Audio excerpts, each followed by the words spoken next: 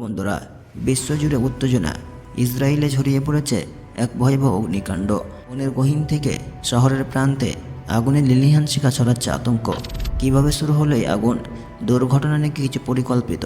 বর্তমান কেমন পরিস্থিতি তৈরি হয়েছে দখলদার বাহিনী ইসরায়েলে? কিভাবে তারা এই প্রস্তুতির মোকাবিলা করছে? কতদূর পর্যন্ত এই আগুন ছড়িয়ে পড়েছে? এটা কি আল্লাহ সুবহানাহু ওয়া তাআলার পক্ষ থেকে আসা আযাব ও গজব, নাকি অন্য কিছু? আজকের ভিডিওটিতে আমরা জানাবো ইসরায়েলের সাম্প্রতিক এই ভয়াবহ অগ্নিকাণ্ডের পেছনের সব তথ্যগুলি, প্রতিক্রিয়া এবং এর আন্তর্জাতিক প্রভাব। বন্ধুরা, আমাদের চ্যানেলে আবারও স্বাগতম। আজ আমরা কথা বলবো একটি ভয়াবহ প্রাকৃতিক দুর্যোগ নিয়ে, যা এই মুহূর্তে ইসরায়েলের মাটিতে আগুনের মতো ছড়িয়ে পড়েছে। হ্যাঁ বন্ধুরা, আমরা বলছি ইসরায়েলের সাম্প্রতিক দাবানলের কথা। দেশটির মধ্য অঞ্চলকে গ্রাস করেছে। এই দাবানল কিভাবে শুরু হলো, কতটা ভয়াবহ এর পরিণতি, আর কিভাবে ইসরায়েল এই সংকট মোকাবিলা করছে? বন্ধুরা, দিনটি ছিল 23 এপ্রিল 2025। দখলকৃত ইসরায়েলের মধ্য অঞ্চলে অবস্থিত মেসাব তারমের কাছে একটি ছোট্ট আগুনের শিখা দেখা যায়। প্রথমে সবাই ভেবেছিল এটা হয়তো সাধারণ কোনো ঘটনা, কিন্তু দখলকৃত ইসরায়েলের তীব্র গরম আবহাওয়া, শুষ্ক পরিবেশ আর প্রবল বাতাস এই ছোট্ট শিখাকে মুহূর্তের মধ্যে একটি বিশাল দাবানলে রূপান্তরিত করে। আগুন দ্রুত ছড়িয়ে পড়ে বেট সেমেশ, ইস্তাউল, বেটমের এবং মেসেলাত জীবনের মতো শহরগুলোর দিকে। এই কথা বলা বাহুল্য যে এই আগুন হয়তোবা আল্লাহ সুবহানাহু ওয়া তাআলার পক্ষ থেকে আসা আযাব ও গজব।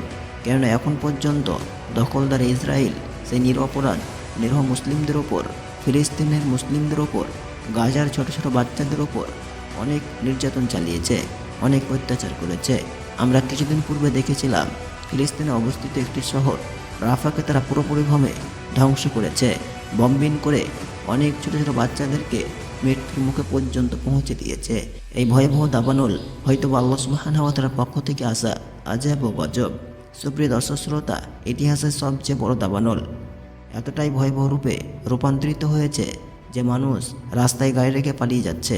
দখলদার ইসরায়েলের দখলকৃত জেরুজালেমে বিশাল দাবানল সৃষ্টি হয়েছে। এটি ইসরায়েলের ইতিহাসে সবচেয়ে বড় প্রাকৃতিক অগ্নিকাণ্ডের ঘটনা বলে জানিয়েছেন ফায়ার অ্যান্ড রেস্কিউ বিভাগের জেরুজালেমের বিভাগীয় কমান্ডার সুমিলিক ফ্রিডম্যান। দাবানলের কারণে রাস্তায় চলা গাড়ি আটকে পড়ে। এই কারণে আগুন থেকে বাঁচতে ইসরায়েলেরা গাড়ি রেখে দৌড়ে পালাচ্ছে।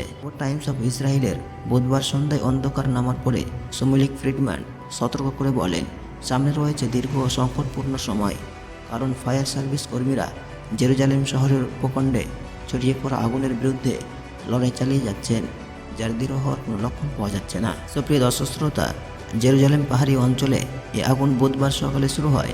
ফায়ার অ্যান্ড রেস্কিউ সার্ভিস জানায় অত্যন্ত 5টি স্থানে আগুন ছড়িয়ে পড়েছে। তীব্র তাপপ্রবাহ ও প্রবল বাতাসের কারণে আগুন দ্রুত ছড়িয়ে পড়ে এবং তা নিয়ন্ত্রণে আনা কঠিন হয়ে পড়ে। স্বামীর মেডিকেল সেন্টারের জরুরি চিকিৎসা বিভাগের পরিচালক ডাক্তার গাল ফাজিস ওয়েনেটের সঙ্গে কথা বলার সময় তিনি বলেন, ভর্তি হওয়া ব্যক্তিদের কেউই গুরুতর আহত নন এবং আহতদের বেশিরভাগই ল্যাট্রন এলাকা থেকে এসেছে। বলেন, আমাদের কাছে পাঠানো একজন রোগী তিনি বলেছিলেন যে তারা শেষ মুহূর্তে তাদের গাড়ি থেকে পালিয়ে এসেছিলেন। বাতাস খুব গরম ছিল এবং পুরো গাড়িতে আগুন লাগার ঠিক আগেই তারা পালিয়ে যেতে সক্ষম হন। বুধবার সন্ধ্যায় ফায়ার সার্ভিস বিভাগ জানায় তারা মাঠে 163টি ফায়ার সার্ভিস ইউনিট এবং 12টি ফায়ার সার্ভিস বিমান দিয়ে আগুন নিয়ন্ত্রণের চেষ্টা চালাচ্ছে। আগুন ছড়িয়েছে ল্যাট্রন, নেবুসালম ও ইস্তাউল ফরেস্ট সহ একাধিক গুরুত্বপূর্ণ স্থানে। এছাড়া মেবহরণ, বর্মা রোড হয়ে বেটমের, মেসেলাসিয়ন এবং শাহর হাগায়ের একটি পেট্রোল পাম্পেও আগুন ছড়িয়ে পড়েছে। ওই সময় দেশজুড়ে আরও অনেক স্থানে আগুন নিয়ন্ত্রণে কাজ করছে অতিরিক্ত ফায়ার সার্ভিস ইউনিট। এই পর্যন্ত ডজন খানেক মানুষ আহত হয়েছে, তবে কারো অবস্থায় গুরুতর নয়।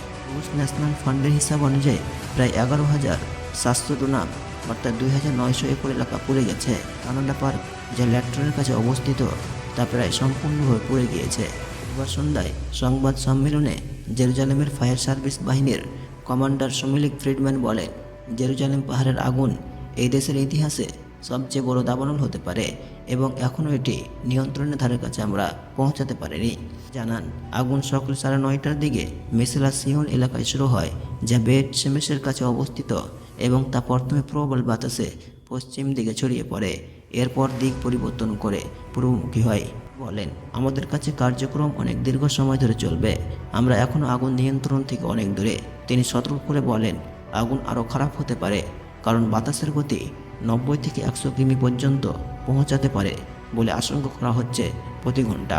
এর প্রকৃত কারণ এখনও পরিষ্কার নয়। ফ্রিডম্যান সাংবাদিকদের বলেন, এ বিষয়ে আমাদের কোনো ধারণা নেই এবং আমরা এখনও এই বিষয়টি নিয়ে কাজ করছি না।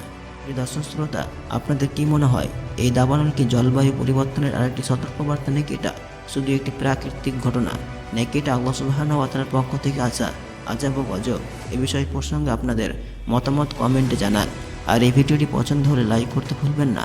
আমাদের চ্যানেল সাবস্ক্রাইব করুন এবং বেল আইকন টিপে নোটিফিকেশন চালু করুন, যাতে আমাদের পরবর্তী ভিডিও মিস না করেন।